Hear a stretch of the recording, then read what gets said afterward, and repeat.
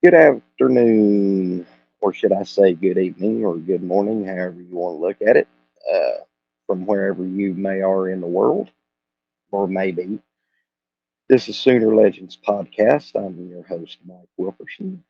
And before I get started, I'd like to ask you to hit your like button, hit the subscribe button, turn on your post notification bell. That way you won't miss any college content that I will be uploading.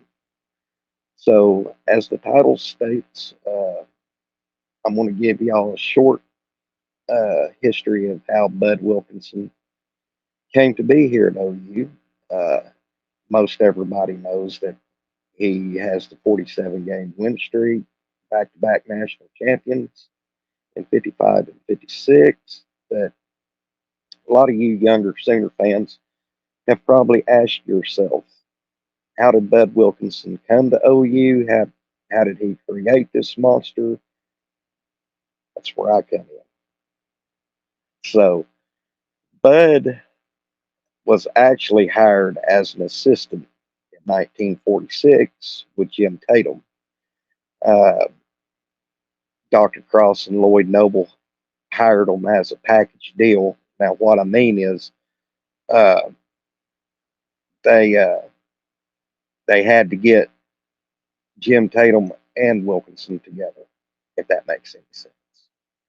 But anyway, at the end of the 45 season, our coach was Dewey Snorter Lester, and he retired.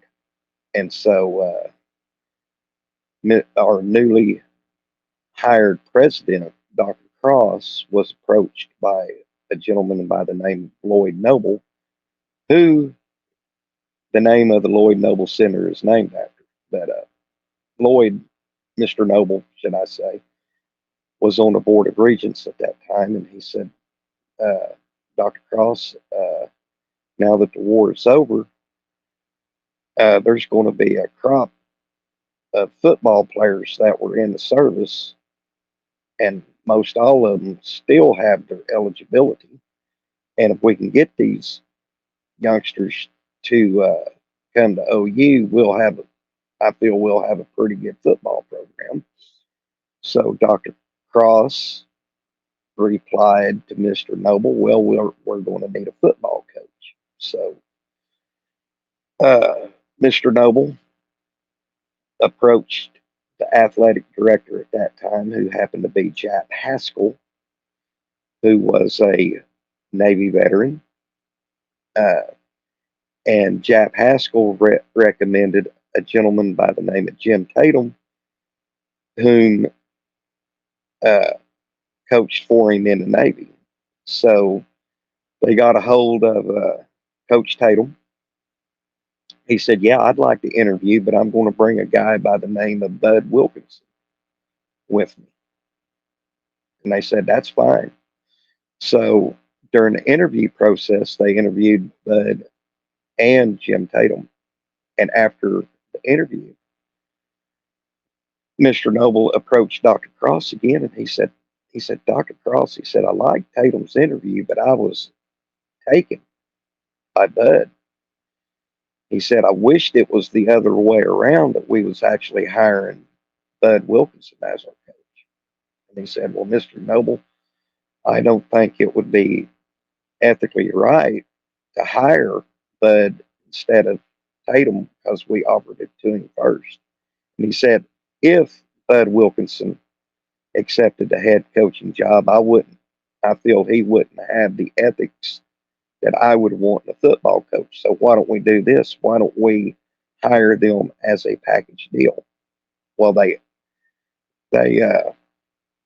proposed the deal to Jim Tatum. He said, yes, that will be fine, but Bud has dropped out because he wants to go back home to Minnesota to go in the real estate business with his father.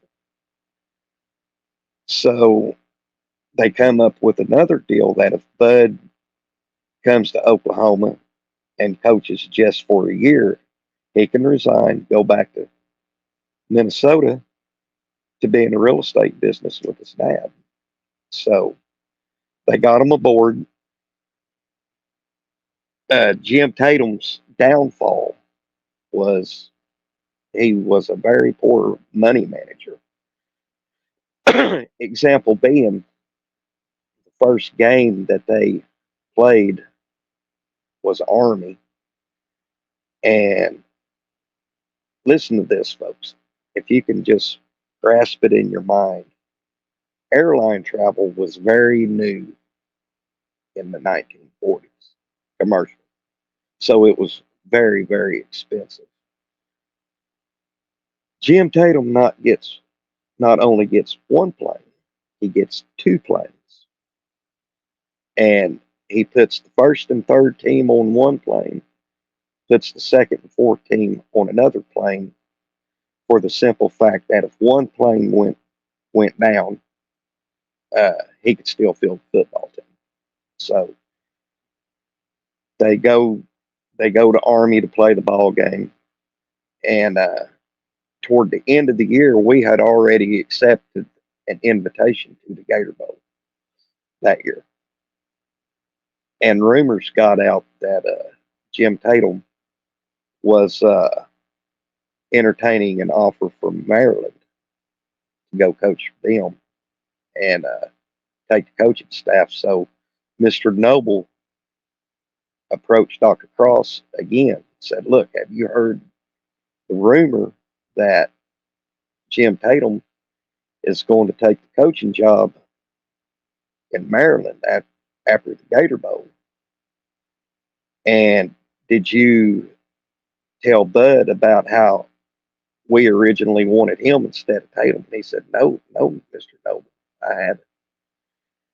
So at the end of the Gator Bowl, according to Dale Arbuckle, uh, Jim Tatum went up to the powers that be and said, "I'd like to have my check."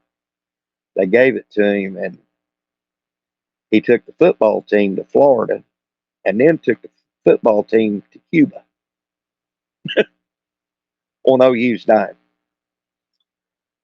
Now, keep in mind, folks, that most of the football team at this time were former servicemen and they were already married. So the wives accompanied these football players on this ravishing trip. So the funny part is Mr. Arbuckle stated that when they got back, Lloyd Noble called him on the carpet and said, "Where's your expense report?" And Jim Tatum said, "I don't have it," because he spent it all. So Mr. Noble uh, fired Jim Tatum along with Jap Haskell, the athletic director, because he let everything go on. And Bud Wilkinson was named the head coach after the 46 season. So there's you a little bit of history of how Bud Wilkinson got to OU and started this monster that is known as Oklahoma. Thank you guys for tuning in. I hope you enjoyed this little this little piece of OU history. And like I said, if you don't mind, hit the like button for me, subscribe, turn your post notification bell on, and that way you'll get alerts when I drop content.